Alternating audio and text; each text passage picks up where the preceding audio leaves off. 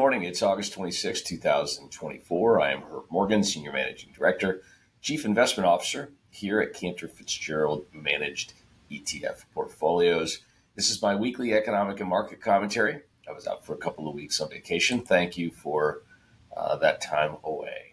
This presentation has been prepared by us for use with you, whether you are an investor or a financial advisor. Regardless, you are expected to make your own investment decisions. Nothing contained in the presentation is investment advice or should be treated as such. There's no tax advice, no recommendation for the purchase or sale of any securities. The views expressed herein are my views and mine alone. They may differ from the views of CFIA's parent, affiliates, or even other portfolio managers.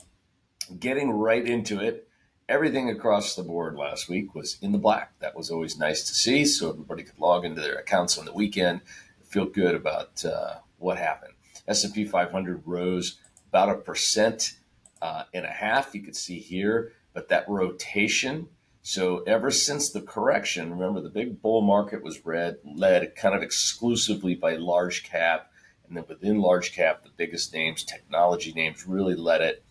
We had the correction and the rotation.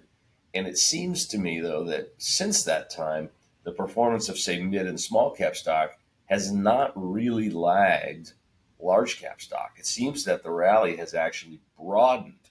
And no, we got the correction, but here we are today, closing in at all-time highs. In fact, I think as we speak, the Dow is above its all-time closing high, so very close to that actual total high. International markets fully participated, led by developed markets, about 2.77%. Emerging markets rallied as well. And on anticipation of Fed cuts, as you know, I think the Fed should not cut in September. First cut should be November. The markets are saying something very different. The communication from Jackson Hole last week and the Fed chairman all very much suggest the cut is in September. I've gone from won't cut in September to shouldn't cut in September. It now looks very much likely that they will. However, there are still several data points that could come out between now and then. Final manufacturing numbers for August, as an example. We've got CPI and PPI data, any one of which could throw off that hike or really that first cut, push that cut out a little ways, but it seems now most likely September is that first cut. We got the flash readings from S&P Global last week on both manufacturing and services. One of the reasons to argue for the cut is the deterioration in the manufacturing sector. That's 2 consecutive months below 50. But you can see back here in 22 and 23, we had a lot of months below 50. Keep in mind, manufacturing is not what it used to be as a component of the U.S. economy. Used to be much bigger. Today it's about 15%, and we were below 50 at 48, but also below the estimate of 49.5. So that sort of led to more thought of a Fed rate cut in September. Go forward to the next day and you get the services reading and you get an entirely different story. One of the reasons I look at the services and I put more weight on it is because it represents closer to 85% of the U.S. economy versus manufacturing at around 15%. Here we actually rose and beat the consensus estimate. So if you aggregate the two together, and the S&P actually does put that number out, it's the composite PMI. It came in, I'm looking over here, 54.1. The consensus was 53.2.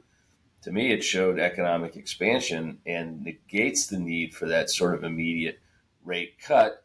The argument, and it does seem, well, here we go. We're going to have a rate cut right before a presidential election. That would be seen to benefit the incumbent. But of course, the chairman of the Federal Reserve was not appointed by the incumbent. The incumbent party reported was appointed by President Trump in the prior administration. Weekly claims for unemployment remain very low. They did rise from 228 to 232, right exactly in line with estimates. Continuing claims, 1.863, virtually unchanged, up a little bit, a tick or two.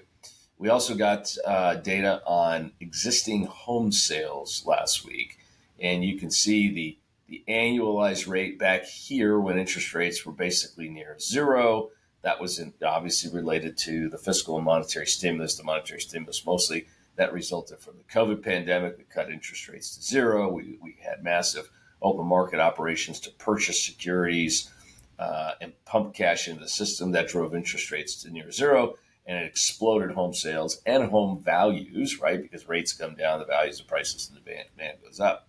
Since the Fed started hiking rates, the annualized pace has come way down, and you can see it's very, very low. Existing home sales, they rose, right? Fine, but this is still at a very, very low level, sub 4 million homes.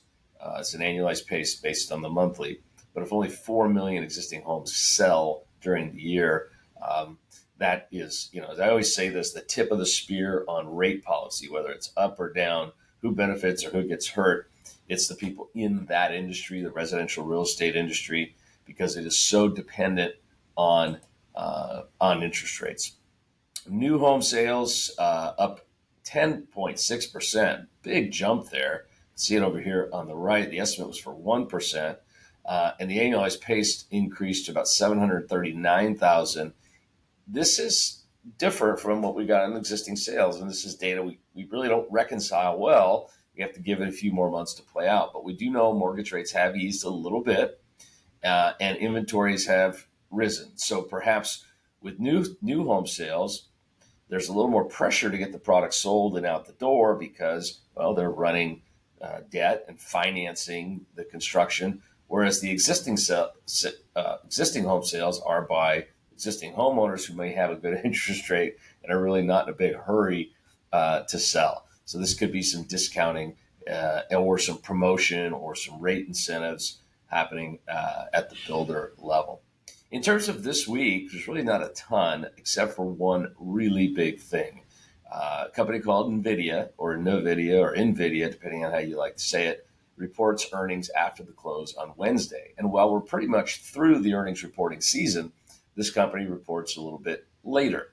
And this is a market-moving report. If you don't know what Nvidia does, they're the market-leading computer chip or chip company for artificial intelligence, AI, which is the future, robotics, also the future, autonomous vehicles, also the future, 3D internet applications, and much more. The company, because it's done so well for so long, is very expensive. In fact, it trades at a PE of 73. But the PE estimate is 46.4. What that means is the estimate for earnings is very, very high. So because the company is very expensive, it's very large, $3 trillion market cap, and earnings if it beats the estimate of earnings, well, that would make the PE estimate too low and it would rally the stock. If it underperforms, the stock could go down dramatically. So when you look at, say, for example, option premiums, puts and calls, the premiums are very high because the company is priced for perfection. It's very, very high, but it has a history of beating its earning estimates. This will also tell us in the macro sense how the market for artificial intelligence, AI, how it's doing. The stock seems expensive at 73 times earnings, but it's only at 1.08 times its growth rate. So it's growing at 73% PE to growth rate, or PEG, we like to call it. So it's very, very consequential earnings report. This is the third largest company behind Apple and Microsoft. And to put it in its importance, if you remember back in 2008, when we were all just hanging on the earnings reports of the banks because we didn't know if they were going to exist or survive, it's that kind of importance level in terms of its ability to drive the market. Obviously, there's not an issue of survival. This is a $3 trillion company with only $8 billion in debt. It's phenomenally run. It has a rock star CEO in Jensen Huang, but a beat, a miss, or lower guidance or higher guidance could all move this stock dramatically. And if this stock moves dramatically, the entire market moves dramatically. So it's something to watch for after the close on Wednesday. That will impact the market in a big way on Thursday. The other major consequential event over the weekend, and I don't like to get into politics, but when you get close to an election, the likely outcome of the election begins to impact your thoughts and whether or not there's something you need to do in a portfolio to make a move or not make a move, etc. So this is a Real Clear Politics electoral map of the 2024 November election. Red obviously represents the Republican candidate Donald Trump. Blue represents the Democratic candidate Kamala Harris. As I'm sure you all know, you need 270 electoral votes to win an election. This is the map with no toss-ups. So taking polls and making those decisions and making those estimates, I should say. This shows a victory, not a huge one, but a victory for the Trump fans' ticket. All of the polls used to concoct this map were done prior to Saturday's event. And in Saturday's event, Robert F. Kennedy Jr., obviously the son of Bobby Kennedy, the nephew of President John Kennedy, clearly the biggest names in Democratic Party history, most likely, maybe Obama now, but I think the biggest family name in Democratic Party history, dropped out, suspended his campaign for the presidency as an independent, and threw his support to the Republican candidate, citing some very damning things about censorship, about free speech, about control of his party, his former party, etc. And it is likely that the map this week is probably going to turn a little more red with some more battleground states, perhaps. And so the question that I will get asked from all of you this week, or many of you this week, is what should I be doing in my portfolio? And the answer is the same as it was last week and the week before. Still nothing yet. There's still a lot of time before now in the election.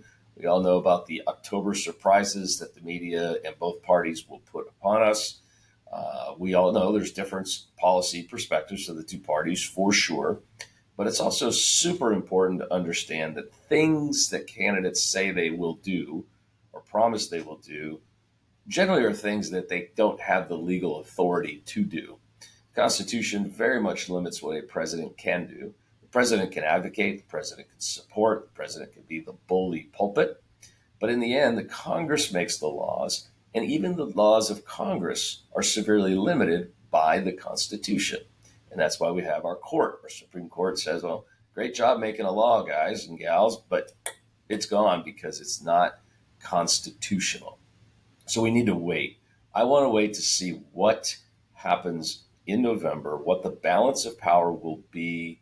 Then I'll know the likelihood of things like change to the tax code, change to the estate tax part of the tax code. I know there's a lot of people promoting insurance schemes and trust schemes to people right now based on what they say will happen.